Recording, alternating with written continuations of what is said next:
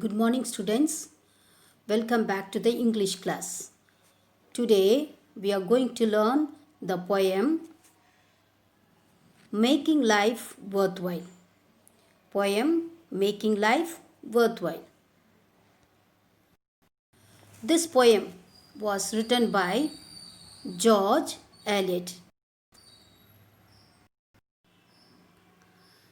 See the students. First we will see the author of the poet.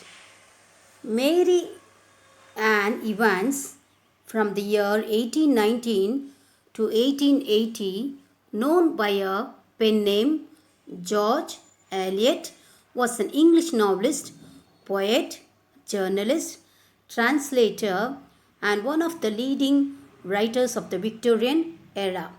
She wrote 7 novels. Okay, students, now we will see the glossary of the poem.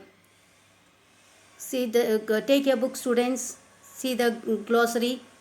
Grace, elegance or charm, aspiration, a hope or ambition of achieving something or desire or a wish, courage, bravery or valor, gleam, shine brightly, glimpse, glance or quick look, worthwhile, valuable or purposeful, heritage, inheritance.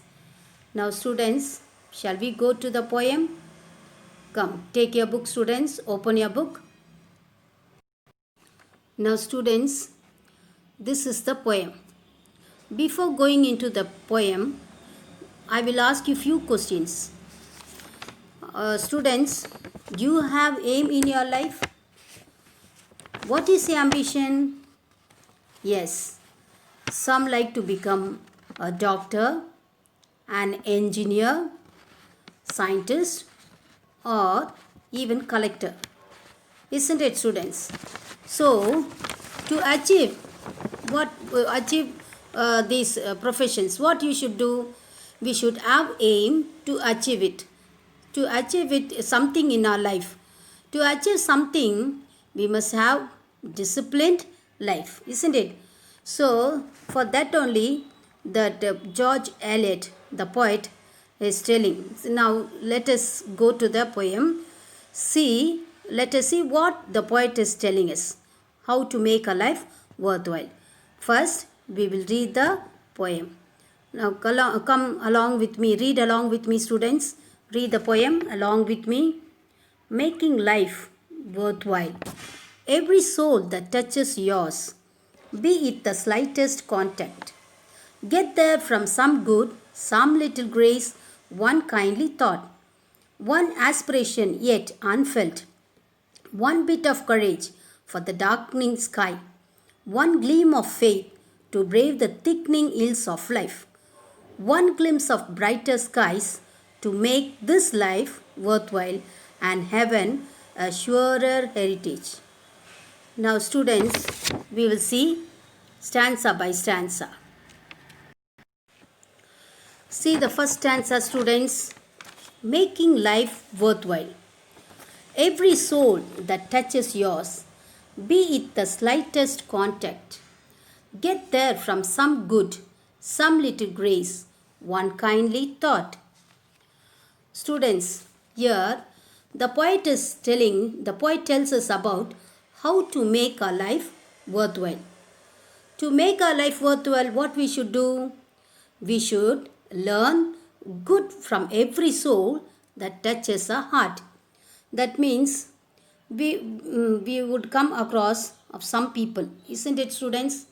It may be your parents, your teachers, or even your friends or your relatives.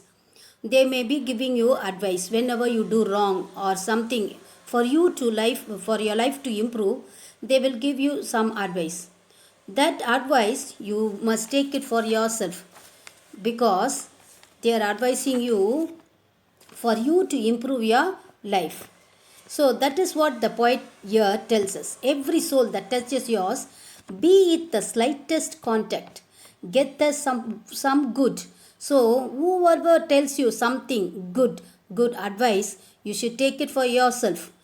Get there, see the third line, get there from some good. So you must get some good values or some good thoughts from others, and we should accept it.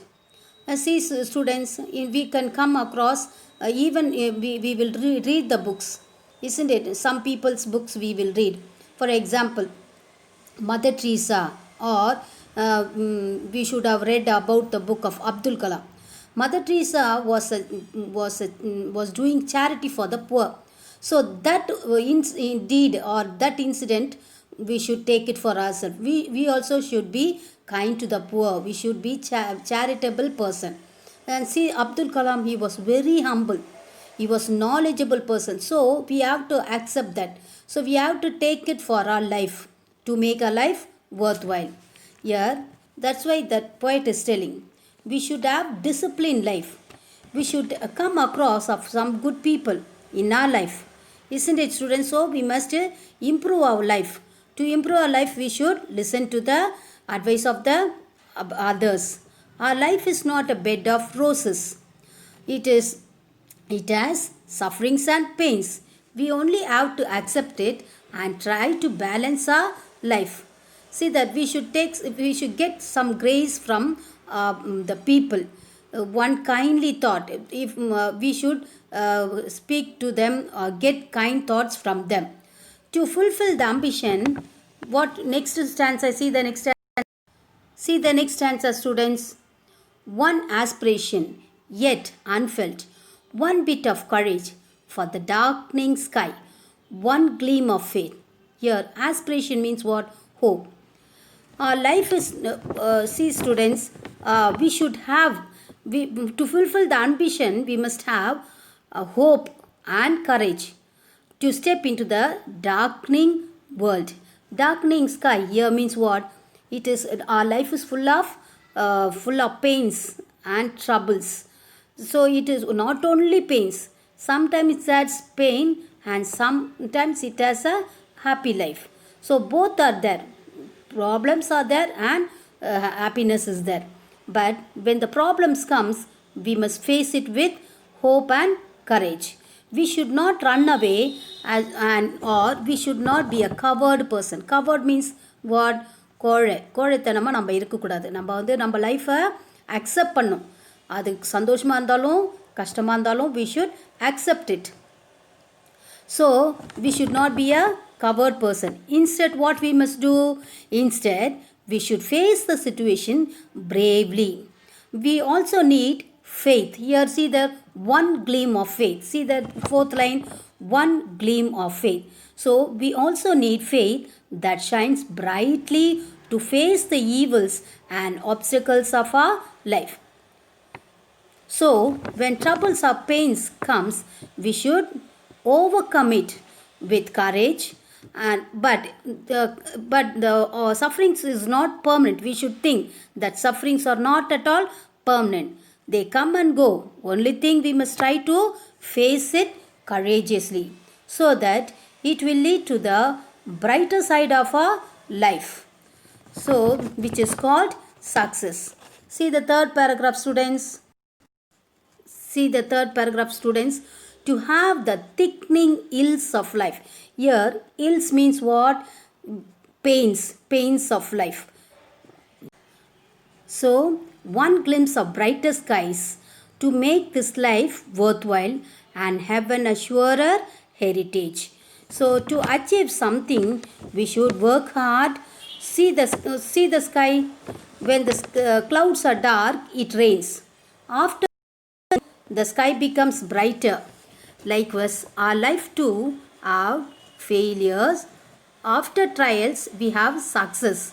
So we must have a good, quick look at the brighter side of our life, which will make our life valuable. Only then our life will be worthwhile, and we'll experience heaven as our inherited property. Okay, students, I hope you would have understood the lesson. It was written by, again, George Eliot. Now see, students, what you must do. We must, now from this poem, we should learn that we should have perseverance. in our life. To achieve something, we should work hard. See, for your studies, now for you, what perseverance we do? We must work hard to study well. To study well, what you must do? Our life is, it will be difficult for us. Sometimes it will be difficult. Sometimes some subjects will be easy. Some it will be difficult. But we should not take it like that. Difficult, we can't do. No, we should have faith. We should have courage. Okay, I can overcome this. I can learn this. You must have the courage for yourself and faith. If you have courage and faith, surely you will succeed in your life, students. See there, we would have come across many quotes, isn't it? Proverbs telling of success and failure. Now we'll see failure is the stepping stones to success. This is the old proverb. You all should have come across it. You would have heard it, isn't it? Now we will see the next proverb also. See here, students. Every successful person has a painful story. Every painful story has a successful ending. Accept the pain and get ready for success. See the students, only pain won't be in our life. Only success won't be in our life. We will have both pain and success. Those who accept the pain, surely they will see the success. And see the next quote, students. See the next quote. Turn your hurt into healing, your wounds into wisdom, and your pain into power. See the students. Lastly, see what they are telling. At the end of the pain is success. So failure leads to success. Okay, students. Hope you would have understood the poem. Thank you, students.